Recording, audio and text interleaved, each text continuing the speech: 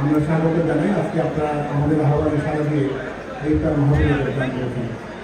প্রিয় সাংবাদিক ভাই ও বোনেরা, আপনারা সবাই জানেন প্রত্যেকটি জাতির জন্য, প্রত্যেকটি রাষ্ট্রের জন্য সংবাদপত্র এবং মিডিয়া হচ্ছে অতি গুরুত্বপূর্ণ একটি অঙ্গ এবং প্রতিটি জাতি এবং প্রতিটি রাষ্ট্র তার জীবন সন্দেহকালে সবসময় এই মিডিয়া কর্মীদের সহায়তা পেয়েছে। বাংলাদেশের ইতিহাসের ক্ষেত্রে এর কোনো ব্যতিক্রম ছিল না।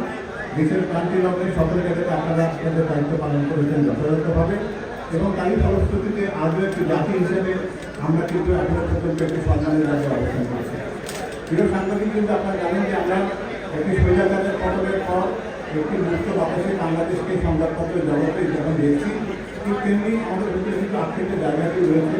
যেমন বিগত 17টি বছর আপনারা জানেন যে আমাদের ভারতের জাতিকে তারেক রহমানকে মিডিয়া ব্ল্যাক আউট করা হয়েছে, তিনি বঞ্চিত হয়েছেন তার মতামত প্রকাশ করতে। ঠিক তেমনি তার বন্দনাকে এসে বড় গুরুত্বপূর্ণ বিষয় হচ্ছে দেশের মানুষ তার কণ্ঠস্বর শুনতে পায়নি, তার কথা শুনবার ক্ষেত্রে সকল রকম প্রতিবন্ধকতা সৃষ্টি করা হয়েছে। এর পাশাপাশি আপনারা এটাও জানেন যে বর্তমানের প্রেক্ষাপটে আমরা এমন একটি ক্রান্তিকাল অতিক্রম করছি যেখানে একটি গণতন্ত্রের বিতরণের সম্ভাবনা সামনে আমাদের একটি নির্বাচন অত্যাবশ্যক, যেটির মাধ্যমে জনগণের জন আকাঙ্ক্ষার প্রতিফলন হতে পারে। কিন্তু এর মাধ্যমে আমরা নেতৃত্বে সমাজকে জেনে নিই। আমরা সকল ক্ষেত্রে আমরা যেমন অনুভব করি বিএনপি বা বাংলাদেশ জাতীয়তাবাদী দল এবং তার ভারপ্রাপ্ত চেয়ারম্যান থেকে শুরু করে শীর্ষ নেতৃত্ব কখনো কখনো সংবাদ বৈষম্যের শিকার হয়েছেন।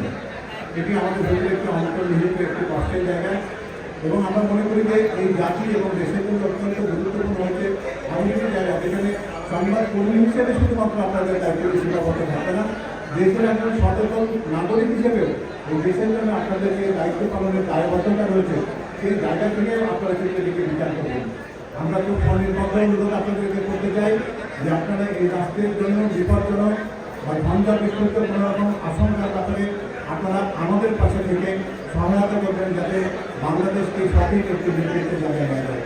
আপনারা জানেন যে বাংলাদেশ থেকে প্রায় 8,000 কিলোমিটার বা 6,000 মাইল দূরে অবস্থান করেন যিনি বাংলাদেশের কথা প্রতিনিয়ত ভাবেন এই বাংলাদেশকে একটি সমৃদ্ধির জায়গায় পৌঁছানোর জন্য যিনি রাষ্ট্র মেরামতের একটি প্রকল্প দিয়েছেন, যেখানে আপনার মিডিয়ার স্বাধীনতার কথা বলা হয়েছে সর্বোচ্চ এবং এই স্বাধীনতার সবথেকে বড় বিষয়টি যেটি সেটি হচ্ছে আমরা ইতিপূর্বে যখন দেখতাম স্বৈরাচারের আমলে যখন মিডিয়ার কর্মীদেরকে আপনাদের দেখতাম আপনারা একটি সাজানো আয়োজনের মধ্য দিয়ে স্থাপকতার একটি খুশির একটি জায়গা থেকে মিডিয়াকে পরিচালনা করতে দেখেছি আমরা।